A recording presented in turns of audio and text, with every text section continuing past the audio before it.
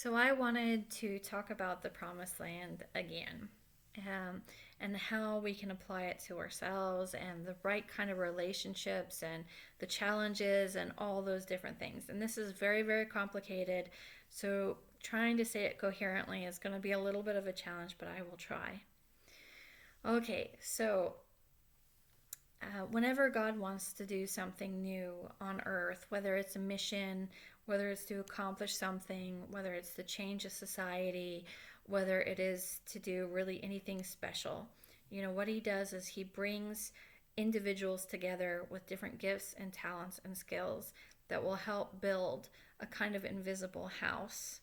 And, this is really, really a huge challenge. This is, like I said, how do you meld not just the individual, but also the community around that individual? But then when you're dealing with relationship with a new person, then God is basically not only having to deal with that individual, with that community, but he's dealing with this individual, with this community. And somehow it all has to meld together, or something dramatic has to happen, it has to take place. So let's say, for example, God wants to show mercy to people in a brand new, special way. And he wants to bring the understanding of mercy to an even deeper conclusion. So, what he does is he finds all these different individuals all over the place that have different understandings of mercy, and he tries to put them together. But when this community is together, you have to understand that the power of this community coming together is so intense and so strong that not only does it place them in positions of power and authority, but it also puts all their communities in places and positions of power and authority. So, one of the reasons why, once again, it takes so long is because, even if one individual is ready for that kind of greatness and that kind of hugeness, the people around them might not really be ready for that. And in fact, it might be incredibly dangerous for them to ever be dragged into the promised land in that particular group and have that kind of power accessible to them. So, God does all kinds of different things to try to fit these individuals together. And usually, the real struggle is with the individuals.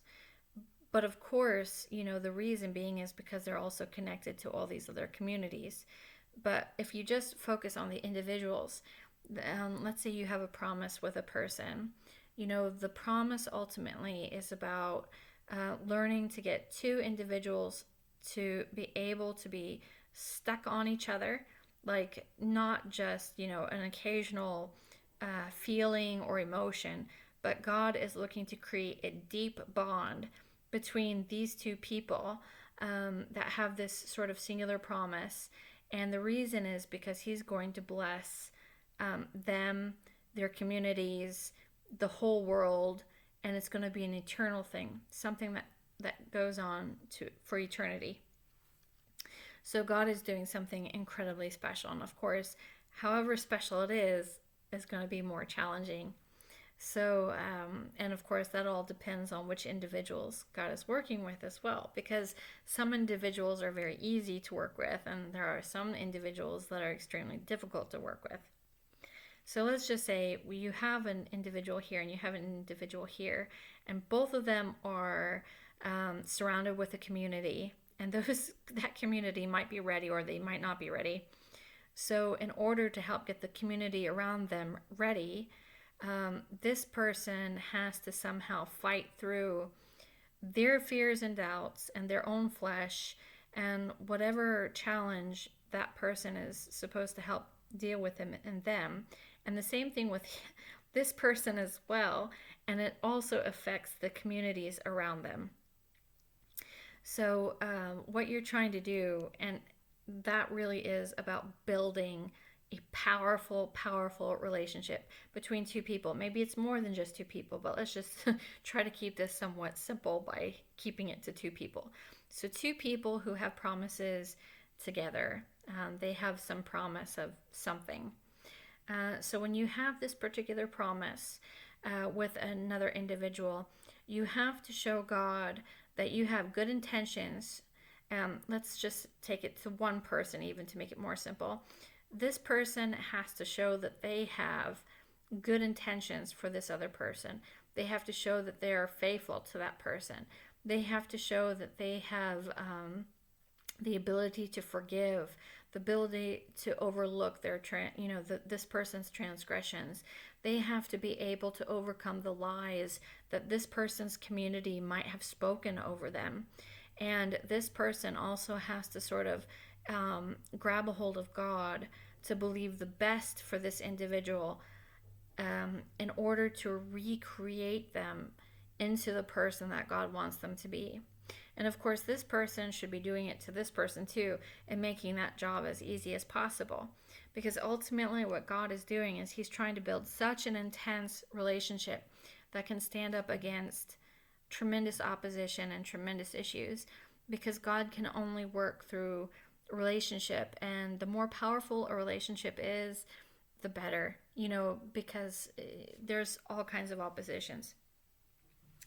So, the kinds of challenges that these two individuals are going to both meet are: this person's community doesn't necessarily want good things for this particular person, because humanity is ambitious and competitive, and they know that the deeper a relationship that they make with this person is going to lead them to success, it's going to lead them to prosperity, it's going to lead them to power.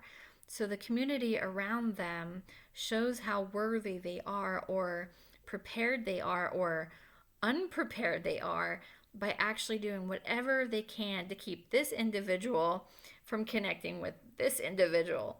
So these people will, like, oh, that person is bad, or that person is probably like this, or maybe they'll withhold the good stuff about that person, or maybe they'll gossip about the bad things about that person. They'll do anything they can. The community around this individual, they will do anything they can to keep that person from connecting with that person. Women in this person's life, or men in this person's life, will suddenly become very romantically interested and attracted, and maybe they're doing it to try to discourage this person from connecting. And the same time, this person is going through the same opposition, because all their community doesn't want these two people to connect either. People are incredibly ambitious, and they're very competitive, and they know that if these two people connect, it's going to be power that is going to completely change eternity. It's going to change their destiny. It's going to change everything. And of course, it would really benefit the community around them too. But the community is so ambitious to get ahead of these individuals that they'll do anything, including sabotage themselves. So God is looking for overcomers when it comes to promises. He's looking for people who can push past their ego, their flesh, their insecurities, their offenses, their disagreements, and really press into the relationship. He's looking for people who can overcome all the lies of the community around them in order to stay connected. Because the name of the game is faithful, stable relationships. And it's about two people who can really absolutely stick to each other no matter what, and believe the best about each other no matter what, and fight against the opposition no matter what. And of course, the way you do this is by helping each other as well. Communication helps so much, because if you can really trust that the person is telling the truth, and all the women or all the men who are saying that they got a piece of the action over here, isn't going to discourage this person. That person can just go to that person and say, hey, is it true?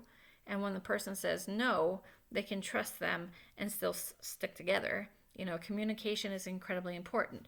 Then you also have, the whole, the priority thing. If these two people are supposed to be stuck together, and it's going to be an eternal thing, and it's going to be a powerful thing, and it's going to create a change for everybody, including all the communities around it,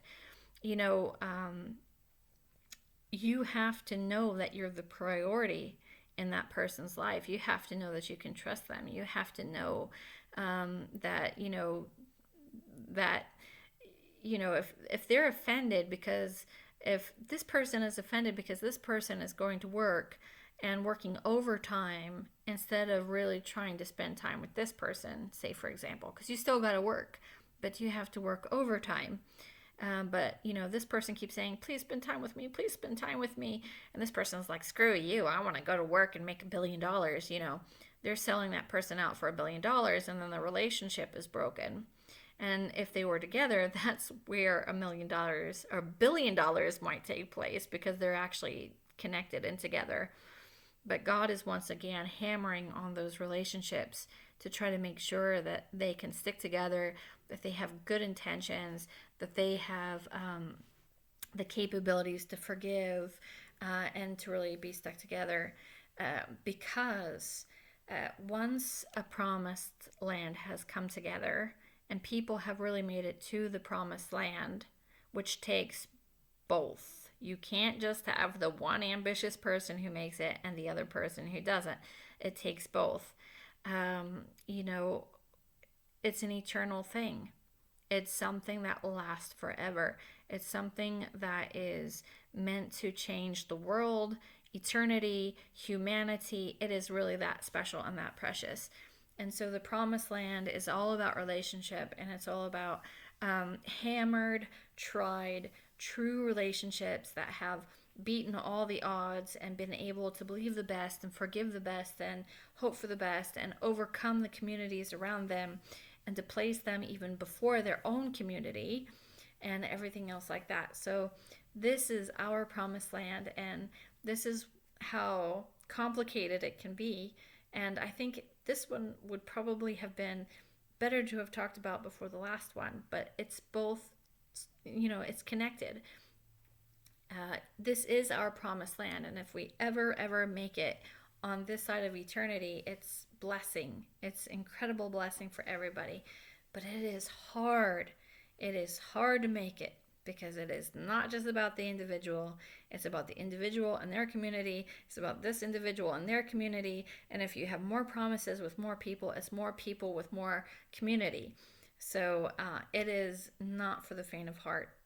But hopefully, if we really truly understand how important relationship is, and we really deal with our idolatry, and we place people in our lives higher than ministry or whatever else like that, and we really have the discernment to know who our promises are, and we know that we should fight like hell for them, hopefully we will have success and we will be able to make it into the promised land.